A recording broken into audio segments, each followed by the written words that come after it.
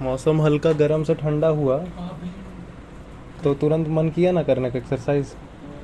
तो गलत फहमी ये है कि दो हैं, एक ह्यूमन बॉडी है, एक मौसम, दो अलग अलग बात है।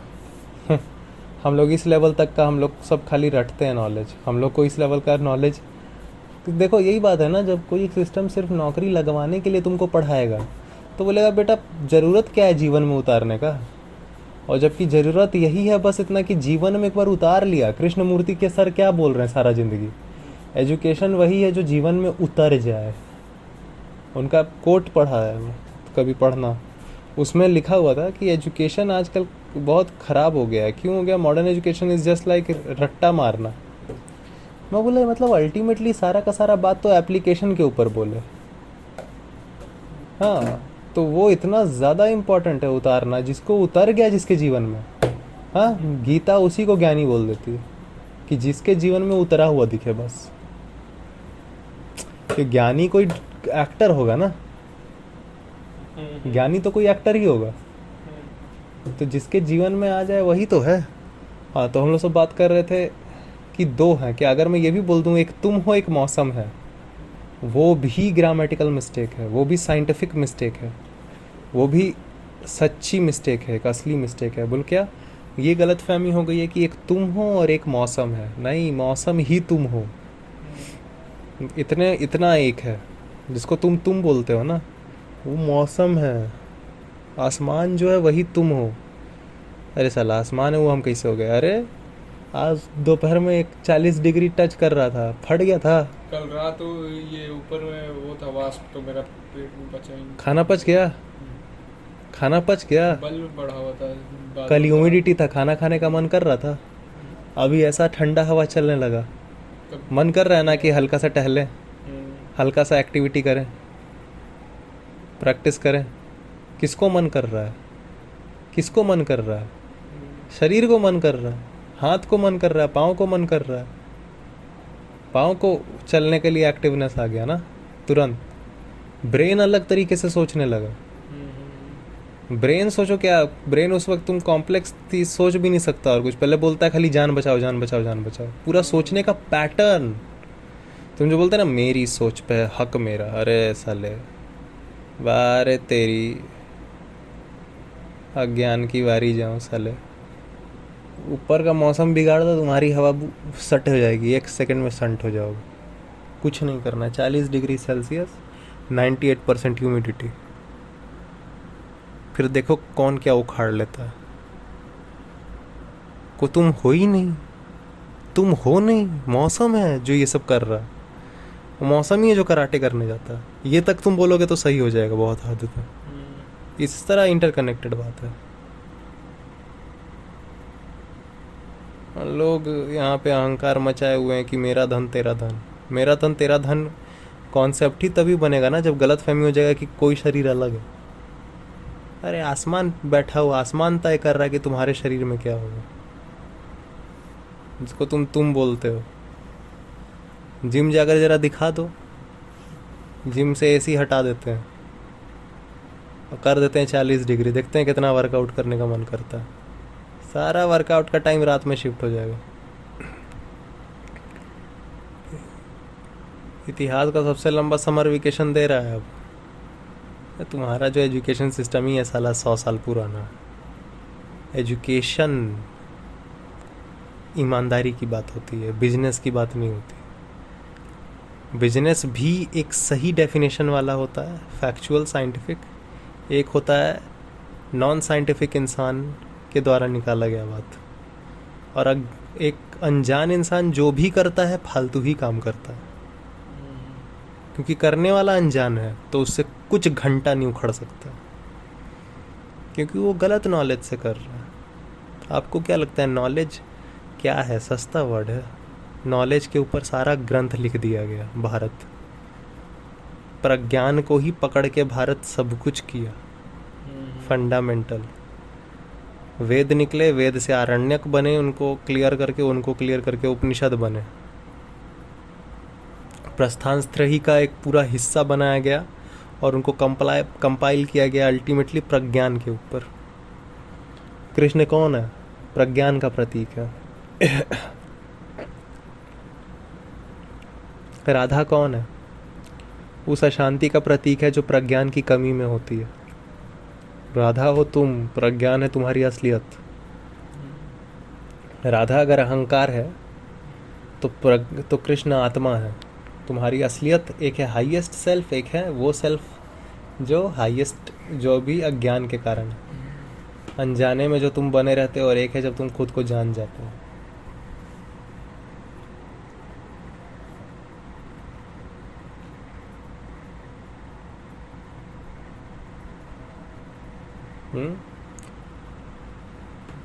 कोई इंसान इसलिए घूमने निकल गया है क्योंकि इसलिए बोला आचार्य जी बहुत कुछ बताते हैं, वो चीज़ पे भी मजाक है, उतना ज़्यादा मैं नहीं बोल सकता हूँ कि बात ठीक है कि नहीं। वो बोल देते हैं कि तुम घूमो यार, जवान हो, कुछ सीखो, ये करो वो करो। आदमी सेंटर से ही नहीं बदला है, कैसे सीखने लग जाएगा? आदमी सेंटर से नहीं बदला है, क्यों घूमने लग जाएगा? तो तू आपके कहने पे घूमेगा। वही हाल फिर तुम्हारे अंदर दिखने लगता है ना कि चलो घूम लेते हैं। तुमको तो मिला हुआ है कुछ, तुम अपने आप को ऑब्जर्व करने वाला बंदा ही नहीं है, तो तुम घंटा उखाड़ लेगा। तुमको कल कोई और बाबा आके कुछ और बोल देगा, तुम वो करने लगेगा। वो उस आदमी के लिए बोले हैं जो कुछ नहीं कर रहा। अच्छा अच्छा। वो एंड में बोलते हैं कि अपने एक्शंस से भी तुमको पता चलता है कि जीवन में कुछ कर रहे हो, ये कर या वो किया, ये जाना ये जाना ये जाना ये जाना, चलो ये नहीं तो चलो वो कर, बाहर का देश में क्या चल रहा है ये जाना जाकर। हाँ, समझा? तो ये सब बातें हैं किसी को समझाने के लिए कही जा रही हैं कि एक्शन से एक्टर का पता चल जाता है। बेहोशी। ठीक है, एक्शंस का रीज़न बहुत ज़रूरी है पता होना। एक्शन से होते हुए जाना पड़ेगा। अब तुम बस हैं बेहोश क्यों रहता है? बेहोश मतलब क्या? मतलब कि अब तुम पूछो कि हम अनजान कोई क्यों रहता है? अनजान क्यों रहता है? क्यों जानता नहीं? तो मतलब अनजाने में भी कुछ फायदा नहीं। देखो, सर्वाइवल तो हो ही जाता है शरीर का, और शरीर को उत्तेजना देते रहो तो कभी ध्यान नहीं जाता। ऐसा नहीं कि ध्यान नहीं जाता है, लेकिन तुमको मैं इतना सारा जाल बांध दूँ कि तुमको पता ही नहीं लग पाए कि सच जैसा कोई चीज़ होता है। सोचो ना, एक पूरा जनरेशन ऐसे कैसे खड़ा हो गया है जो ये बोलने लगा है कि सच के हिसाब से चीज़ें नहीं चलती हैं। सच का मतलब क्या है गधे? तू अभी एक बेवकूफ़ी वाली बात बोल रहा है, ये है सच। इतना ऑन स्पॉट बात होता है सच। सच नहीं है तो किस चीज़ से बोल रहा? सच नहीं है तो कहाँ, तो क्या है? ये क्या है जो तुम कॉल करके मेरे को बोला है? टोन में, एक स्पेसिफिक टोन में तुमने बोला है मेरे को कि हर चीज़ ना सच पे नहीं चल सकता है। तो किस चीज़ पे चलता है? और किस चीज़ पे चलता है? किस पे चलता है बताइए? इट इज़ जस्ट लाइक हम ना नाइट्रोजन फूकते हैं, हम आज तक ऑक्सीजन लिए ही नहीं है। आप ये बोल रहे हो कि इस पर्सपेक्टिव से चीज़ों को नहीं देखा जा सकता है क्योंकि अब हम लोग रोमांटिसाइज़ करने में बहुत बिजी हो गए हैं। ये बात ईमानदारी की होती है। इतना ज़्यादा मैं आपको रोमांटिसाइज़ और उत्तेजना का नशा दे देता हूँ, हाँ, और बुद्धि लगाकर मैं उस चीज़ को बहुत आपके दिमाग में एक डेफिनेशन फिट कर देता हूँ कि यही तो है गॉड, इसके पार और कोई चीज़ नहीं है, इससे ऊपर और कोई चीज़ नहीं है। हाँ, जबकि असलियत ये है कि कैसी टुच्ची चीज़ है साला, जो जब जब आती है, ये जिसको तुम पवित्र बोल रहे हो, तो हमेशा एक डर के साथ आती है। पवित्र चीज़ में तो कोई डर साथ आना ही नहीं चाहिए था। और तुम्हारे पास जितना भी सुख आता है, हर वो सुख एक डर लेकर आता है कि सुख छिन जाएगा। हर सुख ये डर लेकर आता है ना, छीनने का डर साथ में लेके आता है। अब बोलो, वरना सुख से कुछ नहीं मिलना है। सुख उत्तेजना है जिसको बोलते हैं, शारीरिक उत्तेजना उत्तेजना है। तो ज़्यादा बिगर इम्पैक्ट किसका है, जो ये भी बता दे रहा है ना असलियत की आपका सुख आपका दुख क्या है। ज़्यादा बिगर इम्पैक्ट किसका है नहीं, जब सुख कि दोनों का ही सच्चाई जान जाओ। सुख आता है तो उम्मीद क्योंकि सुख जो आ रहा है सुनो, वो जान के तो आ नहीं रहा है ना, उसके बारे में पता तो कुछ है नहीं, खाली अच्छा अच्छा फील होता कि है। हाँ उत्तेजना भर देगा। उत्तेजना एकदम मतलब उम्मीद- जो उम्मीद चीज़ नहीं है मानेगा। उसको और करने का मन करता है, बस यही तो है उत्तेजना का डेफिनेशन। तो अल्टीमेटली घूम फिर कर जो उत्तेजना आया वो और कुछ नहीं आया, यही लेके आया कि उसको और करने का मन करता है। तो किसको करने का मन करता है भैया, इतना तो देख लो कम से कम। तुमको उतना भी अवेयरनेस नहीं है। अवेयरनेस रहेगा तब तो पता चलेगा कि साला मैं तो कर ही नहीं रहा हूँ, मैं नाम का कोई शख्स कर ही नहीं रहा है। ये गलत फहमी है, ये गलत जानकारी हो गई है, ये गलत बेवकूफ़ी है कि कुछ सोचते रहना, कुछ सोच और जो हो रहा है उन दोनों में फ़र्क ना कर पाना। सच्चाई है कि कोई अंग को उत्तेजना मिलता है जब छूती है वो मुझे आके, जिसको तुम बोल रहे हो मुझे आके छूती है, तुम्हें आकर छूती है, चलो कोई नहीं, चमड़ी तुम्हारा छील देते हैं, फिर वही प्रेयसी तुमको आके छूती है, फिर देखते हैं कितना मज़ा आता है। हाँ, फिर बोलोगे नहीं नहीं नहीं छूती है तो लहर जाते हैं भैया, रहने दीजिए, तब कुछ भी छुएगा तुम लहर जाएगा। तो चमड़ी है ना भैया, तो बोलो ना, चमड़ी पे उसकी चमड़ी का स्पर्श बार बार स्पर्श करवाने के लिए मजबूर करता है।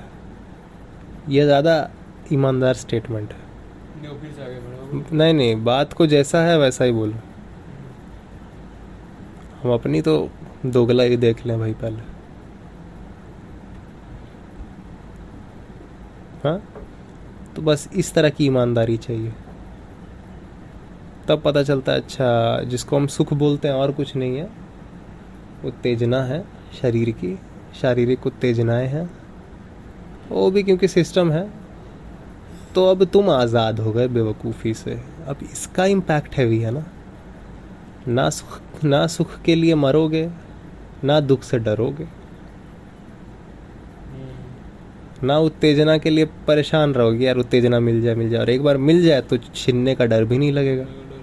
तुमको चाहिए नहीं, अगर आ भी गया तो आ गया, 10 चीज़ आती हैं 10 चीज़ जाती हैं जो। चिंता भी नहीं रहेगा, डर भी नहीं रहेगा। हाँ, उत्तेजना देखो, अब ऐसा नहीं है कि तब उत्तेजना आएगी नहीं, लेकिन तब तुम बेवकूफ़ नहीं रहते हो, तब जानकारी, तब अनजान नहीं रहते हो। ऐसा कौन कह दिया कि कोई लाइफ में आएगा नहीं, आएगा, तुम उसको कुछ भी पहले नहीं मान लोगे, क्योंकि तुम ऐसे हो जो हर चीज़ को साफ साफ देखता है, दुनिया को जो एकदम साफ देखता है एज इट इज़। तो फिर हम क्या करेंगे, तब तो कोई काम है धाम नहीं रहेगा कैसे नहीं। खेलो ना यार फिर तो देखो, अब ये मैं क्या कर रहा हूँ, जैसे मुझे पता चला कि 2 है ही नहीं, तो ऐसे मेरा काम कम हुआ कि साला उल्टा काम बढ़ गया है। बढ़ गया भाई, बहुत काम है, यही तो बताना है कि 2 है ही नहीं। और यहाँ पे जितने भीड़ देख रहे हो सब साले 2 ही समझ रहे हो। ये सारे ऑर्गन के जो गुच्छे वॉक कर रहे हैं मेरे around, bunch of organs walking around this bunch of organ, huh? Having a misconception that they are isolated individual existing. They are isolated individuals. नहीं, you are interconnected individual. यही तो समझाना है। आत्मस्थ होना मतलब प्रकृति को अपनी पहचान लेना, अपनी असली नेचर को जान लेना कि तुम इंटरकनेक्टेड चीज़ हो भैया, अहंकार मत खाओ। हाँ, दुर्गा सप्तशती और क्या बता रही है देवी।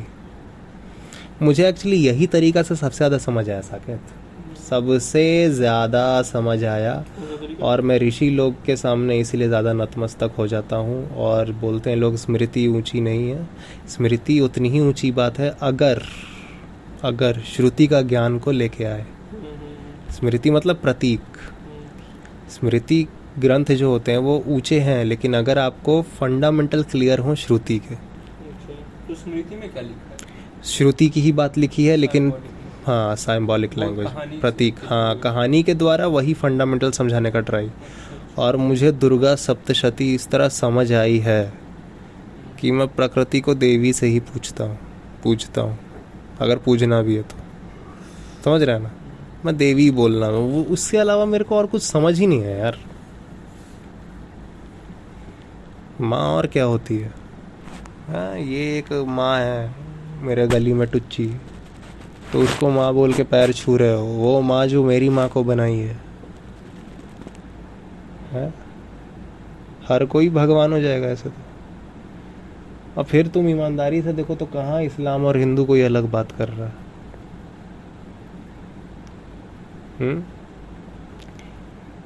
कुछ आ जाते हैं खुद को इस्लाम के स्कॉलर बोलते हैं, उनका यही रहता है कि एक जगह माइक पकड़ लेंगे, खड़े हो जाएंगे और हर बात पे एक बात ज़रूर बोलेंगे कि it's a very good question my brother. ठीक है, तो गुड और बैड करना इसलिए पड़ता है क्योंकि मोरालिटी में अब तक जी रहे हो। धर्म में तुमको बात ही दो दिख रही है, इसका मतलब है कि तुम्हारा नॉलेज अभी बहुत कम है। तुम साइम्बॉल को अब तक समझ नहीं पाए हो ब्रदर। ठीक है, और एक बात बताऊं, हमारे यहाँ श्रुति हुई है और स्मृति भी हुई है, कहानियों के द्वारा भी धर्म समझाने का ट्राई। बाकी वर्ल्ड में सिर्फ स्मृति ही हुआ है। बाइबल स्मृति ग्रंथ है, साइम्बॉल के द्वारा ही सच्चाई समझाता है वो। श्रुति वहाँ पे हुआ नहीं बाहर देश में कहीं भी। जैसा समझाने का बना भाई समझाया लोग, क्योंकि वो लोग सब, क्योंकि समझाने वाला उतना नहीं था ना भाई, सांसारिक वर्ड उसको नहीं पता है, लेकिन उसको अपना हरकत तो पता है। समझ रहे हो? हाँ, अब जीसस को यूनिवर्सिटी में तो पढ़े नहीं थे, तो कहाँ से उतना क्लियर बता दें, लेकिन इशारा से समझा तो रहे हैं। वो बोले कमज़ोरों का भी मैं हेल्प करता है जो सच्चाई है, और सबको आगे बढ़ाता है। जो कमज़ोर होते हैं उनको गोद में भी उठा लेता है। वही लैम्ब जो को एक छोटा सबसे जो लैम्ब है वो पीछे छूट जाता है तो उसको गोदी में उठा लेते हैं, आ जाओ चलो।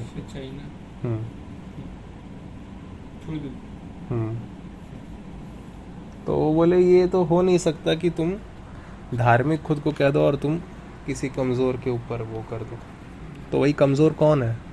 आज हम लोग जो वीगन के बारे में बात कर रहे हैं वो भी तो कमज़ोर का ही है ना। जब तक अननेसेसरी है तो भाई क्यों किसी को परेशान करना? समझ रहे हो यहाँ पे बात? वही बात है।